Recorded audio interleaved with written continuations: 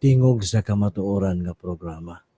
Mga higala o kaigsuonan, gusto namo ipaabot kaninyo kini nga programa. Usa ka programa nga nagpadayag sa gitawag og pagtulun-an nga naa gyud sa Biblia. Wala mi gawali diri nga walay bersikulo tungod kay matawag siya nga heresy ato lang nadungog. Mo na nga karong buntaga mga higalag kay igsuonan, nagapasalamat kami tungod kay lain na usab nga isa ka oras inyo kaming makauban diri sa programang Tingog sa Kamatuoran. And of course, akong ipailaila ako makauban kaninyo.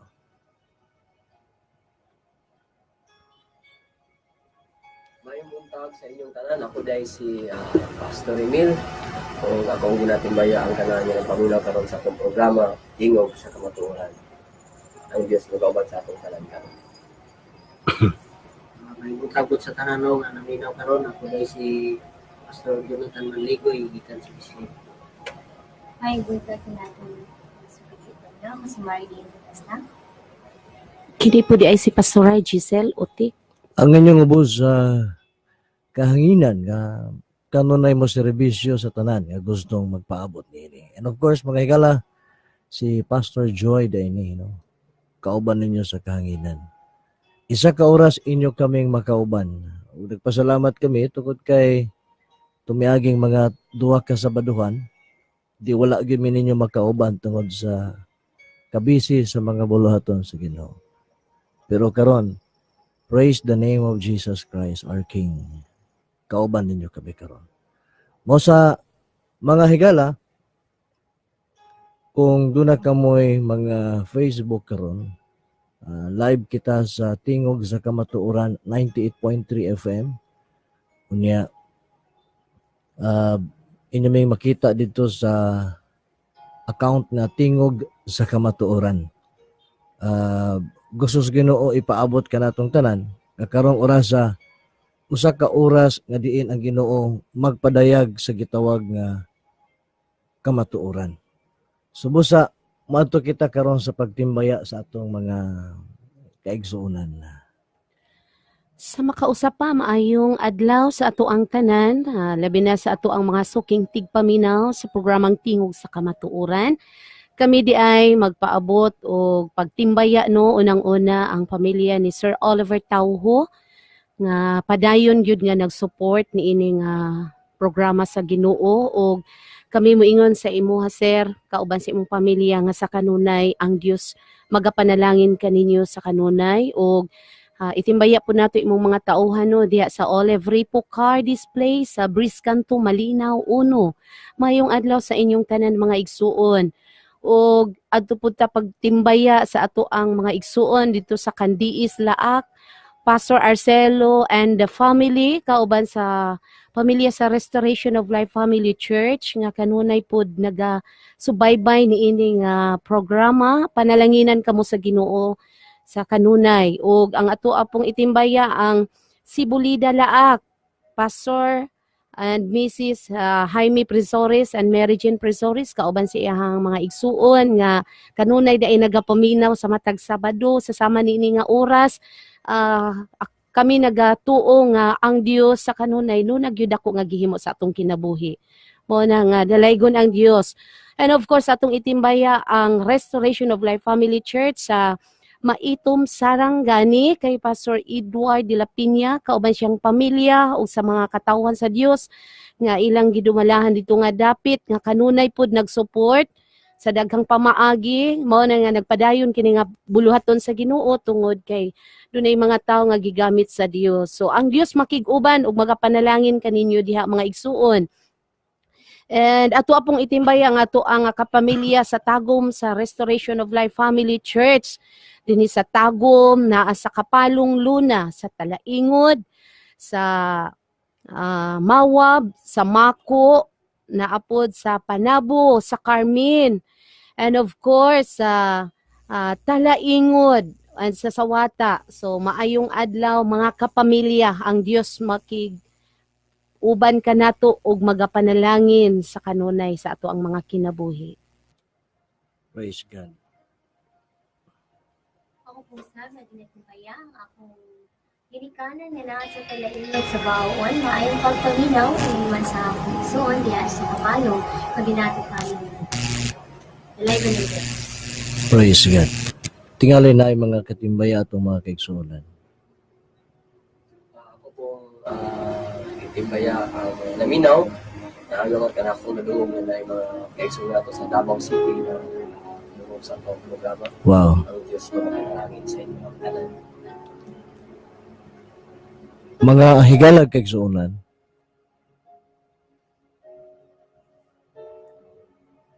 magpasalamat kita sa Ginoo kay kining kinabuhi nga atong nadawat karon. Usa ka kinabuhi nga ingnon nato grasya sa Dios. Ang grasya sa Ginoo lahi sa grasya sa tao. Ang grasya sa Ginoo usa ka chance para sa tanan nga gustong makasinati kung unsa gyud ang Ginoo. Mga karong buntaga, mga higalag kaigsuonan, ang programang Tingog sa Kamatuoran nagahulagway kini ug walay bahid tungod kay lunlon kamatuoran ang naa sa pulong sa Ginoo. Dalaygo na Ginoo sa walay katapusan. Usbo nako alang sa gustong muhatag og panahon sa pagpaminaw sa pulong sa Ginoo. Pinaagi sa ato ang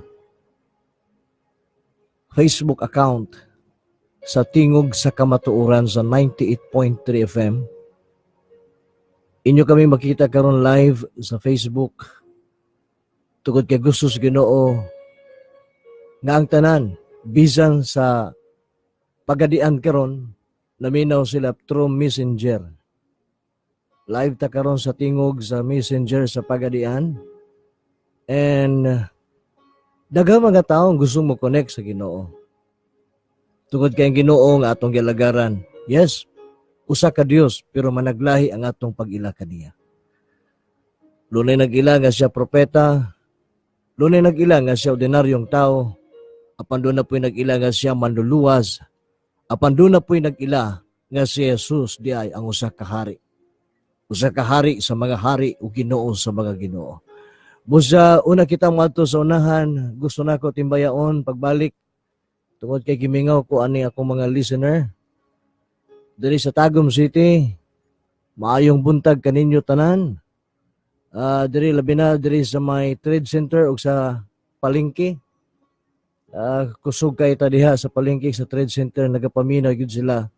Ug bisan sa Sibulida naa po din nagapaminaw didto bisan sa Laak o bisan sa Kapalong sa Luna o sa tibuok Kumbal o sa tibuok probinsya sa Davao del Norte. Kami nasayod nga kini nga station inyo kanunay gina-tune in tungod kay kini nga station gigamit sa Ginoo para masibya ang pulong sa Ginoo.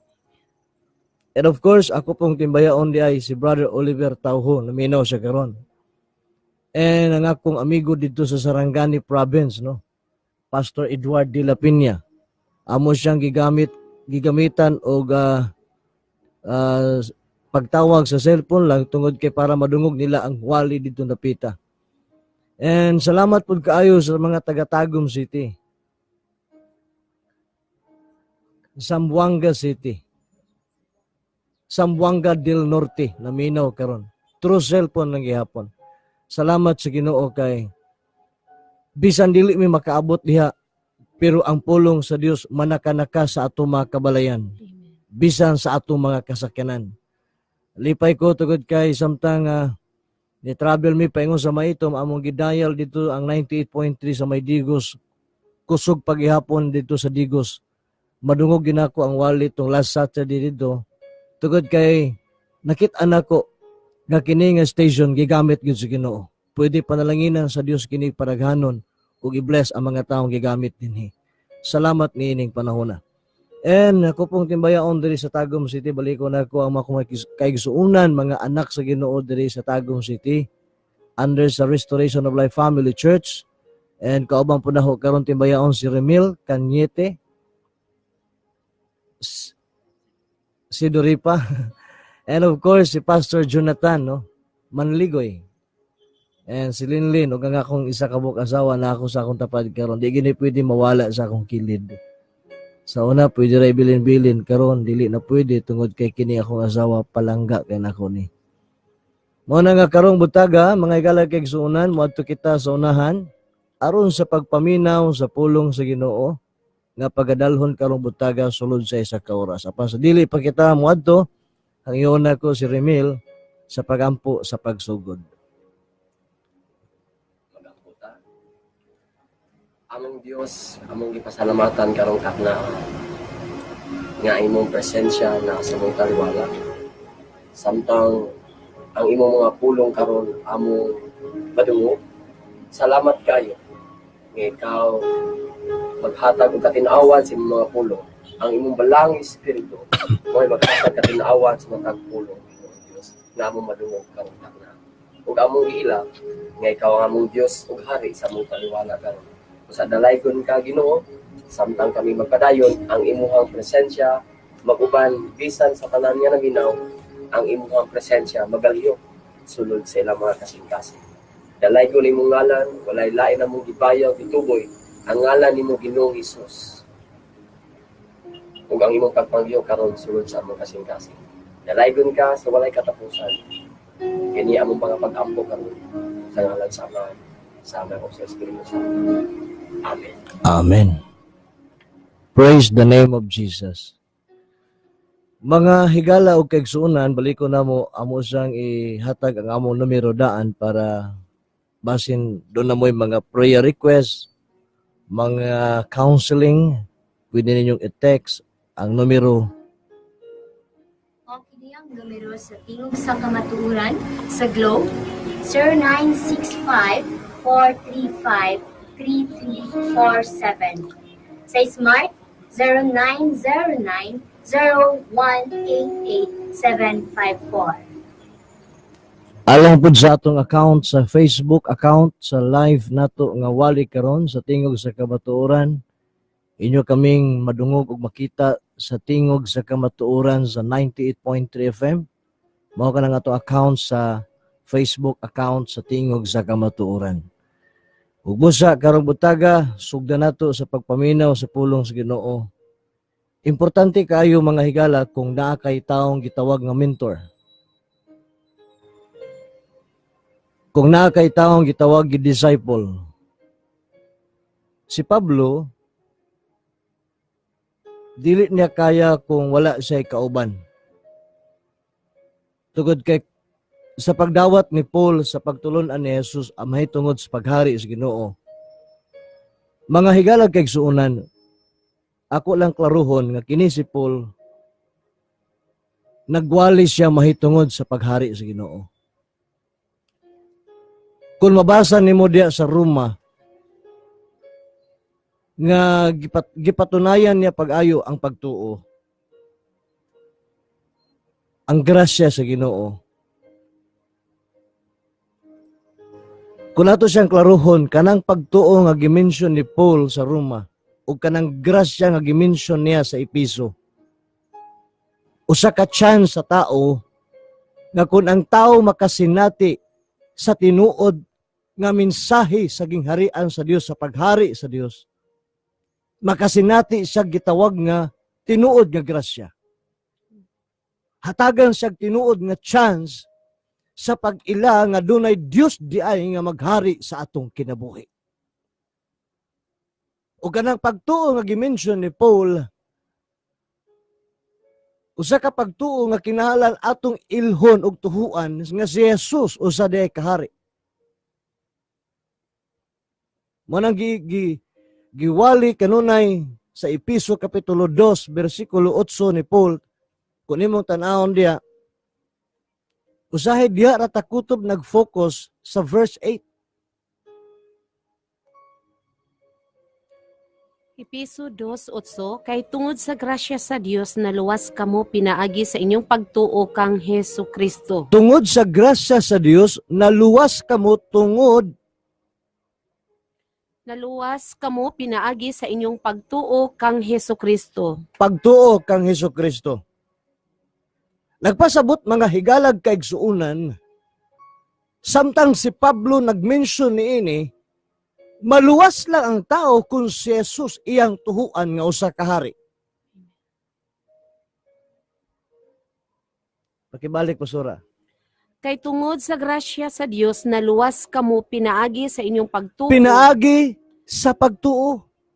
Ug ang grasya nga gimension ni Paul dinha, usa ka grasya nga gitagaan kitag chance nga ang tanang tao nga mutuo kang Jesus nga usa ka hari adunay grasya nga ihatag niya ngadto sa atong matag usa. Ug kana nga grasya nga gimension niya, Verse 9, kini gasa gikan sa Dios usa diay na kagasa nga dili siya pwede ihatag sa simbahan, ihatag sa tao, o bisag unsang klaseng sistema, doktrina o tinuhuan nga ato ang masudlan sa mga kasimbahanan, bisan pag dili na nila malocate o dili na nila ma-explain kanang gasa, bisan pag walay tao magpasabot sa pulong gasa, automatic ikaw ug ako nga naminaw karon gigasahan sa Dios nga madawat nimo ning tinuod nga grasya may tungod sa paghari sa Dios. kini gasa gikan sa Dios ug dili pinasikad sa inyong mga binuhatan. Wala gyud ni nagsukad sa atong binuhatan, kay kung magtinan-away ta sa atong gahapon daghang mabackslide. Mo bitaw daghan ng mga tao karon nga di daganahan manulod sa simbahan kay tuan na didto daghang manglibak. Namuyo na dito sa simbahan ang tanang daghang muchismis. Muna sometimes ang mga taong dautan giisip natong hugaw o samog sa katilingban, dili na usahay mutuog simbahan tungod kay bisan ang mga tao sa sulod sa simbahan. Tinuod wala sila bisyo pero wala mausap ang kinaiya. Ang bisyo dali ra kayo na usabon. Apan ang lisod usabon kining grasya, kining kinaiya. Mao nang kinaiya nga naa sa usa ka tawo kung makaila ka sa kang Jesus nga usa day sa kahari, higala gigsuon. Masinati nimo ang tinuod nga grasyang kausaban nga gisulti ni Paul didto sa unahan nga mga bersikulo nga atong i-take up karon nga buntaga. Mao nga kini nga grasya nga gimension ni Paul diri sa Ephesians chapter 2 verse 8, dili nato tugutan nga kini nga grasya mo ulipon gihapon nato sa paghimog pagpakasala. Verse 9. Kini gasa gikan sa Dios ug dili pinasikad sa inyong mga binuhatan, busa wala gayoy makapasigarbo. Wala gyud makapasigarbo. Wala bisan pwedeng moingon, oh, tugod kay gigrasyahan ko sa Ginoo mahambugiro ka na, no. Tugod kay kining grasyang gihatag sa Ginoo. Gihatag ni samtang si Jesus ni uyon siya nga siya ang ibayad dito sa kalibutan para kita mabaylan sa atong mga sala.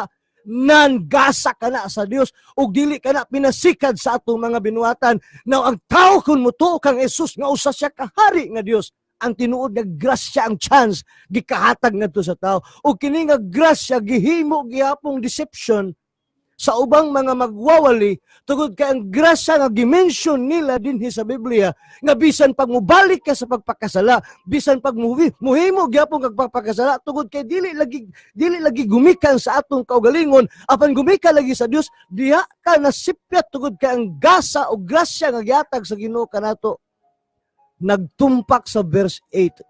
Verse 10.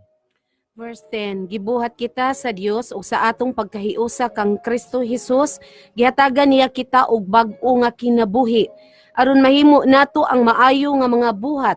Sukad pa kaniadto mao kini ang giplano sa Dios nga atong pagabuhaton. Mao nang ningon si Paul kanang verse 10. Ang grasya din gimension niya makita ang maayong buhat. Dili di ay magbalik-balik og daot sa buhat. Maayo nga buhat. Mao nga dito sa unahan ani nga mga bersikulo mga higala, si Pablo mismo nag-mention nga kini nga grasya gituis sa uban. Jude chapter 1 verse 4. Judas kapitulo 1 bersikulo 4, gihimo kining gituis na matikdan kini nga kini nga grasya nga gimension sa Biblia gituis sa mga magwawali. Jude 1:4, gisulatan ko kamo niini tungod kay na may mga tao nga sa hilom miipon diha kaninyo. Dili sila Dios nun ug tuison nila ang tinuod nga mga pagtulunan mahitungod sa grasya Aha, sa atong Dios aron makapatuyang sila sa pagbuhat og malaway. mao di ay. Gilim- Gituis nila ang grasya para makapatuyang sa paghimo og sala. Gilimod nila si Jesucristo nga mao lamang ang atong agalon og tag-iya. Nahisulat ng daan kaniadto pa nga kini sila silutan. Wala na. Kini mga nagwali nga okay ra makahimog sala, total grasya ang Ginoo. Counted na dahil na nga gisilutan sa Ginoo. Buhi pa, kandidato na. Nga malaglag sa kalag, ang iyang kalag dito sa impyerno. Mo nang si Paul gisugo niya si Tito. Si Tito gisulti niya diri sa Titus chapter 2 verse 1. Apan ikaw Tito, kinahanglan magtudlo ka sumala sa hustong pagtulunan. Gi-advisean gyud niya si Tito nga, Tito, kung magwali ka kana yung tinuod, dili itong atik-atik. Dili itong pagtulunan nga hinimo sa tao. Marcos kapitulo 7 bersikulo 7 atong tan-awon nga doon na di ay mga pagtulunan nga hinimo sa tao. Manang gibadlong ni Pablo si Tito, iyahang gidisciple pag-ayo nga kung siya na ang magwali, kinahanglan nga magtudlo ka sumala sa hustong pagtulunan. Marcos 7:7, walay kapuslanan ng ilang